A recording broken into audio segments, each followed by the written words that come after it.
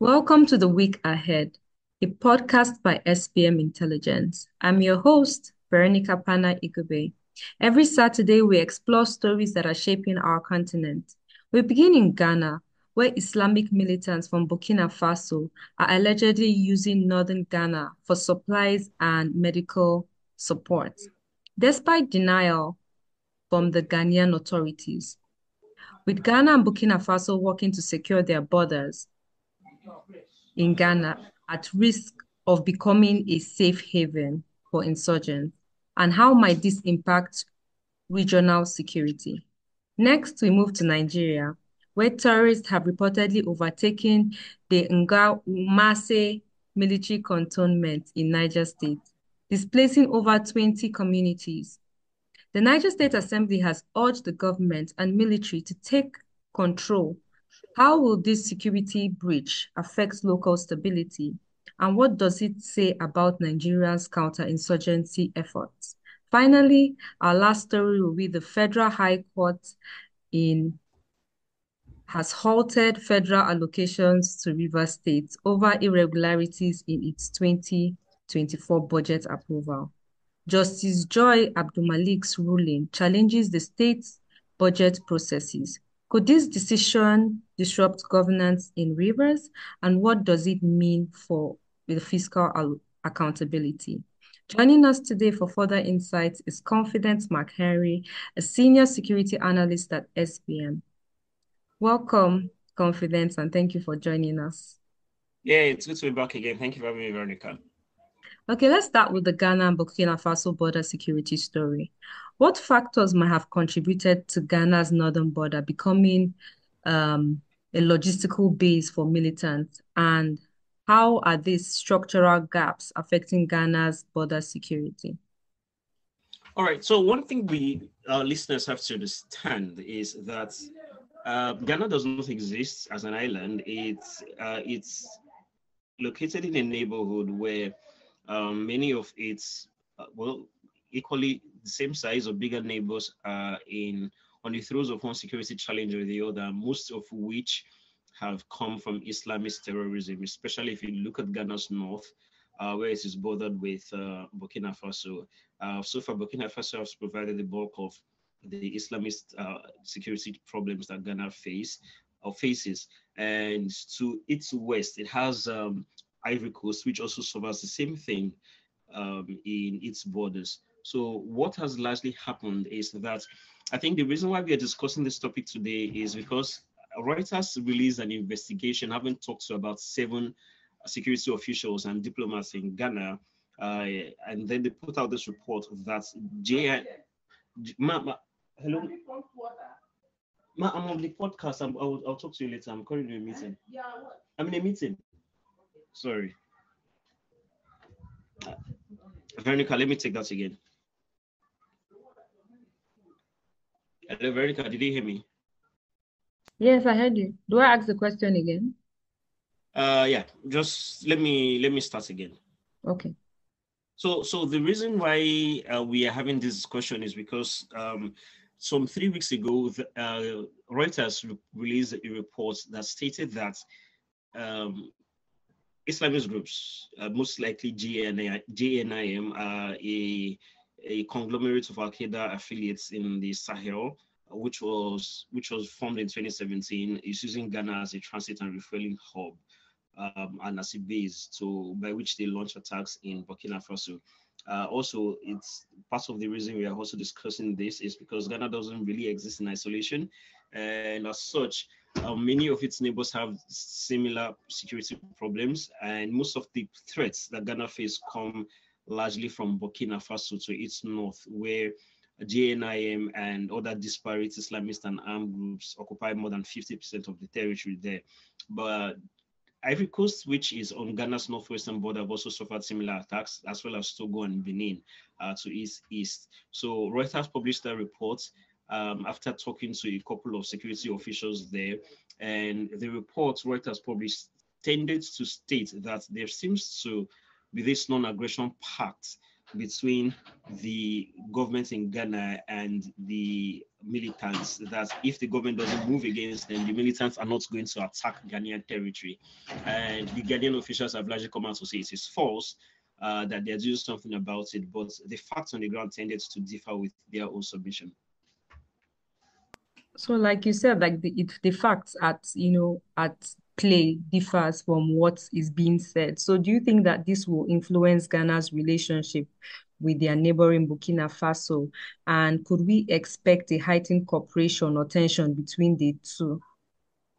So that's naturally what you come to expect. If you have cross-border terrorism and insecurity as much as states in the Sahel do, a little bit of background, much of the security crisis in the Sahel, um, in terms of numbers, pure numbers alone, is being suffered by countries that do not have a sea access.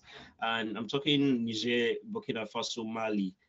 Many these countries in total, they do not have access to the sea. But as far back as 2020, there have been warnings from different places, key of them being the US Africa Command, that the jihadists are making a play for coastal West Africa. So they are expanding their base, not just in Burkina Faso, they're trying to attack countries with coastal access. We're talking Benin, talking about Ivory Coast, talking about Ghana and the likes, that there's a need for these countries to work together to prevent this.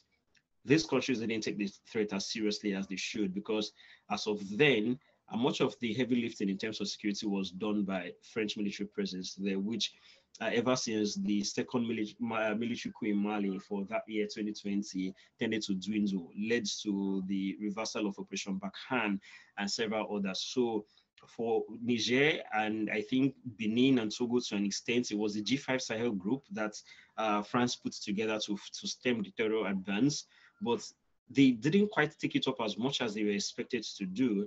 So when the French left, they had to go start from ground zero. And starting from ground zero would have meant that these countries would have been working together through the auspices of the of ECOWAS defense group. But much of what ECOWAS has been saying in the past 1 year or two is that they want to set up a 5,000-man defense force. Now, the context for the establishment of this defense force is mostly towards political aims, such as preventing military coups from taking over democratic states. But the problem now is that what ails the problem goes far beyond just military coups. We have a chicken and egg scenario or chicken and egg scenario problem here, which we're trying to ask which one comes first, or which one takes more significance. Is it democratic backsliding vis-a-vis military coups, or the threats, the security challenges that many of these imperilled states face, so much so that the civilian governments cannot handle it and then the military have to step in? So these are some of the situations or some of the discussions that are being had. But beyond the auspices of ECOWAS, these countries have not really taken security into their own hands. I think for the states that we are warned about this jihadist advance, the only state that took it into consideration, especially when they were attacked, was the Ivory Coast. Apart from that, Benin has gone to Rwanda for help to secure its own border. And after that, not much has been seen in terms of from other countries. And so the situation is just there. And so given that, I don't really think that, given that the Ghanaians are living in, what would I say, a little bit of denial, I don't think that collaboration you're talking about with neighboring countries, especially with Burkina Faso that have lost more than 50% of its territory, is going to come into being anytime soon. Okay, thank you for that. I mean, you stated that the G5 Sahara group, and you also talked about efforts about that ECOWAS are trying to stabilize, and you also talked about the warning system and how most countries around did not respond. So if Ghana's northern region faces increasing security threats, what implications do you think it will have for the stability of the West African region? And I mean, in Nigeria as well. Yeah, it will have profound impact because Ghana alongside Senegal are seen as the bulwark of democratic stability in the region otherwise split by instability, military coups, and the likes. So the country is going to be having an election next month, and somehow one of the leaders of one of the leading candidates from the current party, which is in power, the ruling party, is actually from the northern region.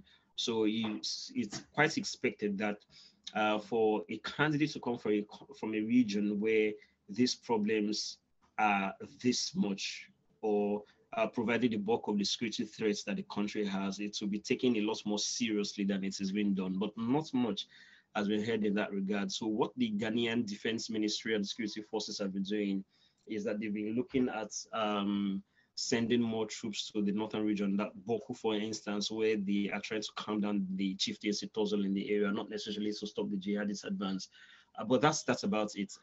One thing I would tell you for a fact, though, is that if Ghana gets into the same fray, or if Ghana gets attacked with the same frequency as Burkina Faso, Niger, and Mali, I would think that um, the last few remaining credentials in terms of stability that the region may have had is just definitely going to erode. And I wouldn't really blame people if they put West Africa on, they're not going to make its index. It's just inevitable at that point. Well, hopefully the Ghanaian government will be able to stabilize the system and, they will be able to collaborate to tackle the insurgents. Let's move over to Nigeria, where we had terrorists occupy a military camp. How does the takeover of the military cantonment reflect the current state of Nigerian security forces? And what gaps do you think in our strategy might be contributing to this vulnerability? Okay, so the problem with this particular development is that it has been a long time coming, and if you're looking for all of the possible implications, they have been happening. They have been happening at so many at different levels. So, for instance, just as with the Ghana story, the warnings that the problem with or Niger State is going to devolve into this particular problem has been coming since 2020. So I think it was around that same period when Abubakar Shekau was alive.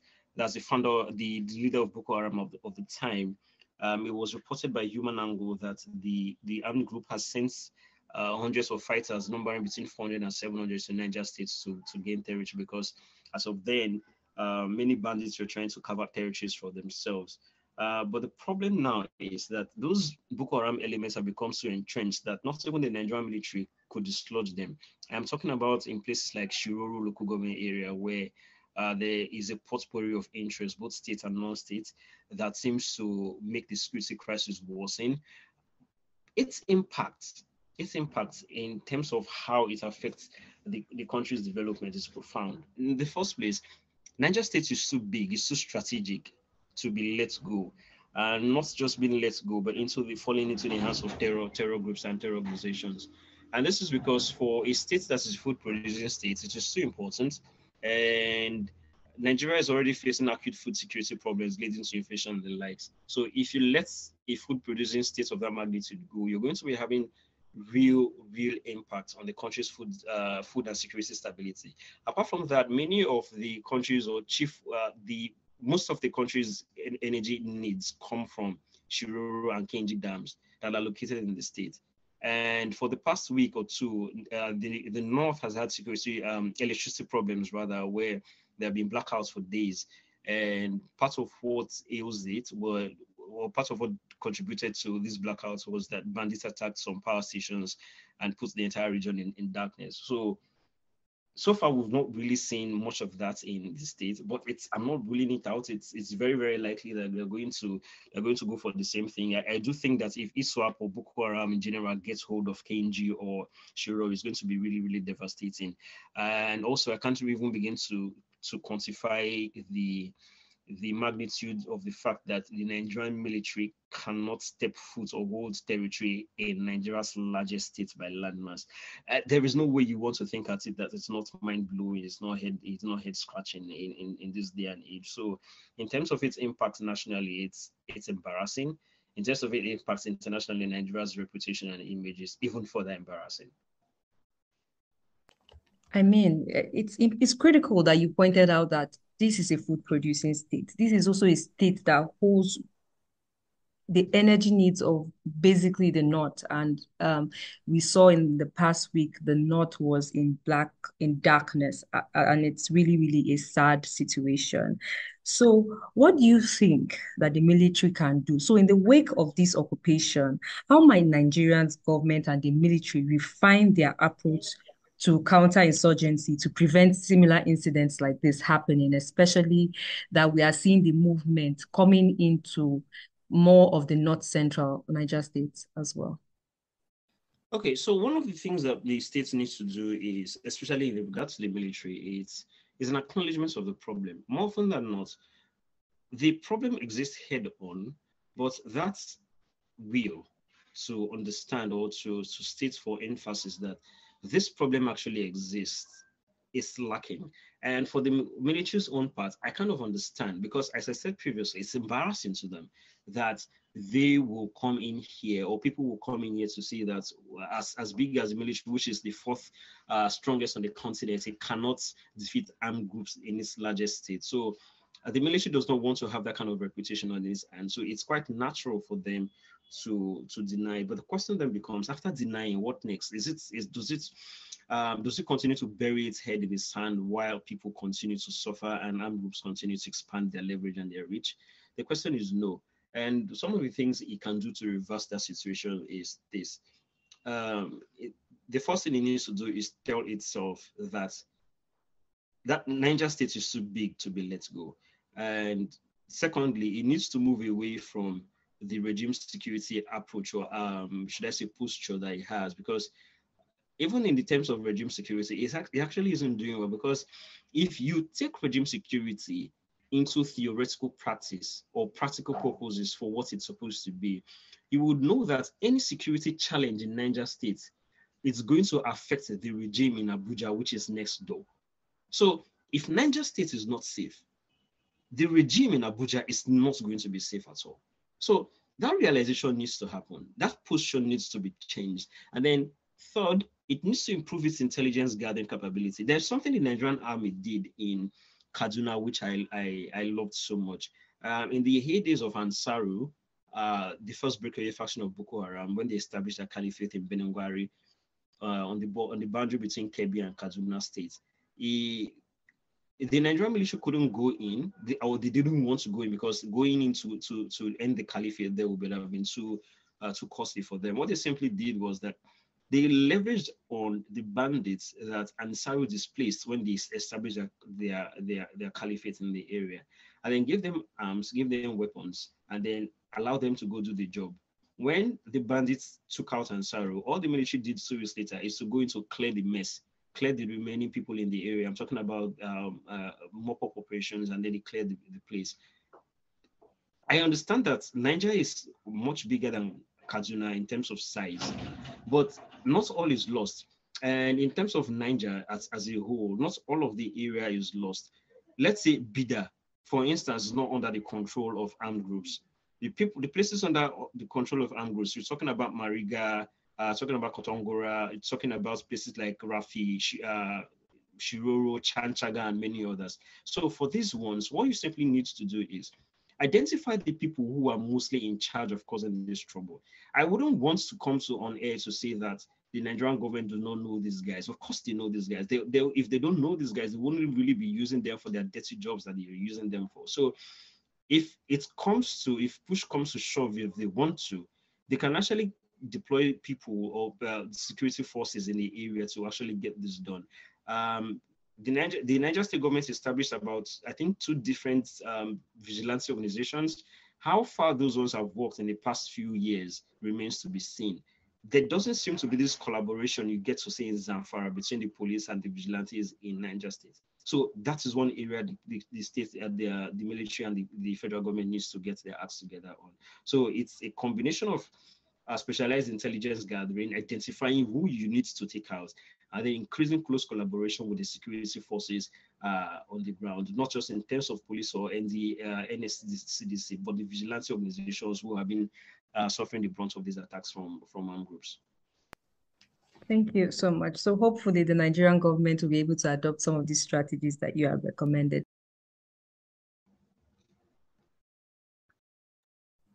So now let's move on to the River State story. What are your thoughts on what specific irregularities were identified in River State budget processes? And how did it reflect a broader issue on the state governance? All right. So to begin with, the violence and this political instability in states is not existing in isolation away from the political climate that has been pervading the states for the past 1 year. And this is because ever since the election, the current incumbent governor and his predecessor has been locked in a political battle, and both of them are trying to fight for the political structure of the state. And the incumbent governor being Governor Siminalayi Fubara, and his predecessor being the current minister of the FCT, that's Nyesom Wike. And it has sort of snowballed into if you're affecting the performance of the performance and stability of the State House of Assembly, in the sense that factions which are loyal to both of them have taken sides, and most of the people who were loyal to the River State governor in the House of Assembly have moved to the APC, while should I say, relatively smaller number have decided to stick with the incumbent governor in the PDP. What happened is that a fallout of this polarization led to the budget for 2024 to be passed by only a handful of people. I think based on Justice Joyce Abdul Malik's judgment, withholding funds for the states, I think it was found that it was only about 4 members of the House of Assembly that passed the budget, and she found that, according to her words, that it was a constitutional aberration. As such, it wasn't done. It wasn't done properly, and it doesn't warrant the states to have its allocations be allocated to them. In terms of the precedent is set, it is that I don't think we've seen a situation such as this in recent times, where we are having a very small amount of a small number of people passing budgets, not only at the National Assembly but also at the State House of Representatives. But if this judgment was passed because or funding was held or withheld because the state was found in breach of local government rules under the current dispensation, where a state governor cannot set up a caretaker government for the local government areas and expects to have federal allocations. If this was the problem, of course, you would say that it's a landmark decision, which is going to get many people, especially in the state government houses, to sit up. But this particular one is quite unprecedented. Yeah, I do think a part of me thinks it's going to have reverberations around the political establishments for state governors. Because at the very level, at the very basic level, 4 people passing budgets does not even meet the required half to start a quorum. And so I think on that particular hand, if that is the exact reason, I'm saying if that is the only reason the High Court is withholding funds, I think for that particular reason, there may be a point to it. But for its impact going forward, one thing I would say is that there is a chance that a similar scenario in future is going to elicit a different court judgment. This is because in the past 4 years in Nigeria, we've been seeing that a court judgment in one does not necessarily mean it's going to be applied in the other. And we've been seeing a lot of conflicting court judgments, not only for courts of similar jurisdictions, but even courts on a vertical level where Supreme Court judgments are undermined, and then political actors are running with whatever governments they can get at the high courts or the lower courts. So theoretically on paper, it's supposed to have reverberations, but this is Nigeria. Anything you see, you just have to take it like that.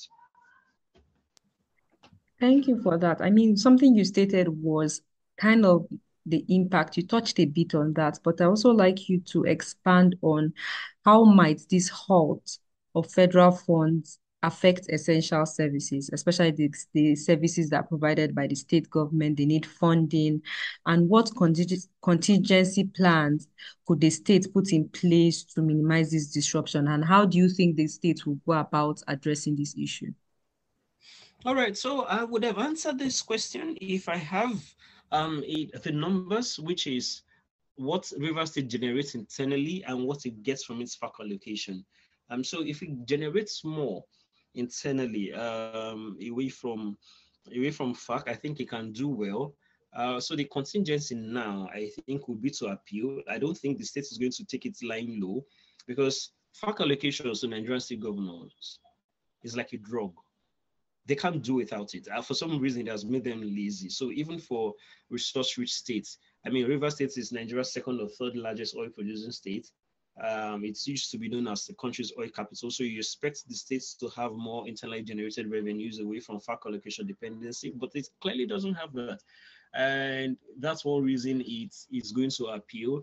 And I think that part of the reason why the pro-Wike faction of the House of Assembly members took this matter to court to get the High Court to stop the federal government to not disburse funds to the states is because they know that it's a lifeline that if they hit is going to have impact on the state government's ability to carry out its functions. And then they largely got what they wanted.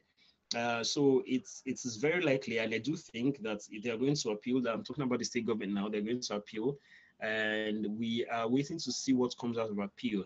But going forward, I would think that for states who are looking at it and are wise enough to read the tea leaves, they would understand that FAC allocations are now being used as a weaponization and now being weaponized tools to get every state government in line with the federal government, which wasn't the way it was, and I don't think it's supposed to be. So I would think that they should be wise enough to start reading the tea leaves to get diversification of resources for them to run their own state programs. So, I mean, it was very interesting. I mean, you spoke about how PAC allocations are now being weaponized as well. But you also talked about how states are supposed to generate their own revenues as well. So it's really, really has been an interesting insight. But um, I'd like to know, what do you think that states can do going forward? I mean, you spoke about it also bring an unprecedented stance taken by the judiciary as well. So does it have a positive impact? Because I mean, it will now put states on their toes to do, okay, your facts can be taken away and you have to sit up to do the right processes. Because you stated that in the state, they went through a process where not everybody had access to approve or to give their insights on the budget and it was passed. So does this now put a check? Isn't it the checks and balance system to say, state governments, you have to wake up and, you have to follow due process? What are your thoughts on that as well? Yeah, of course, they have to follow due process. But the question now is, knowing that they have the ability to circumvent the due processes by getting conflicting court judgments, are they going to follow due processes? Now, you have the National Assembly to force them, theoretically, to force them to follow due processes, but they've co-opted so I'm talking about state assemblies now. You have that theoretically to force them to follow due processes, but ever since the return to democratic rule in 1999, there's hardly any events, especially within the current times, where you've seen an example of the State House of Assembly forcing successfully the state government, that executive branch, to follow due process to get things done. So it's not something I'm really hopeful about. I would wish it to happen, but I don't think it's going to happen anytime soon. And in terms of being resourceful enough to diversify a state's own revenue, I would think that even if they manage to sit up to generate revenue before be above what FAC can get them, there's still that FAC dependency. There's not going to be enough anytime soon. I think one good way to get that FAC dependency out of Nigerian state governments is to end FAC allocations itself. And if you end it, you get to see more production. But ending it now is another political question that I think this podcast does not really have the bandwidth in terms of time to answer and to address at the moment. Thank you very much. This has really been an exciting episode. So I want to say thank you, Confidence, for joining us on today's episode. And to all our listeners, this podcast is by SBM Intelligence. You can access our podcast by searching for SBM Intelligence anywhere you find podcasts. For deep insights into our work, visit our website at sbmintel.com. Remember to connect with us on our social media platforms. You can find us on X, Facebook, Instagram, and LinkedIn at SBM Intelligence. That's all for today. Thank you for listening to The Week Ahead. Join us next Saturday for more updates shaping the African continent.